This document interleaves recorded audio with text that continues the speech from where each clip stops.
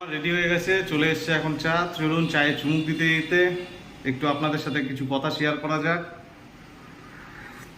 যদিও থাকি আমরা ভাড়া বাড়িতে, একটা বাড়িতে মোটামুটি ধরুন যে 5-6টা ভাড়া আছে, তো তাদের জন্য একটাই ছাদ ইউজ। সেই ছাদের মধ্যে জামা কাপড় মেলতে হয়, এবার এ মেলবে, ওরটা শুকাবে, তারপরে আবার মেলা, এরকম করেই সেই জন্য একটু দেরি হয়ে যায়।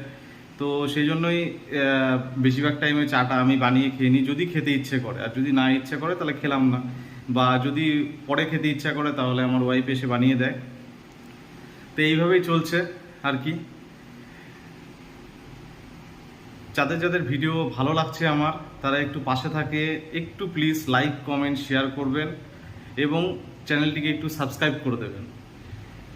সত্যি অনেক চেষ্টা করছি এই চ্যানেলটিতে কাজ করার এবং ভিডিও বানানোর, কিন্তু কোনোভাবেই কোনো রকম কোনো সাকসেস পাচ্ছি না। কিন্তু আমি কাজ চালিয়ে যাব, এটাই আমার উদ্দেশ্য।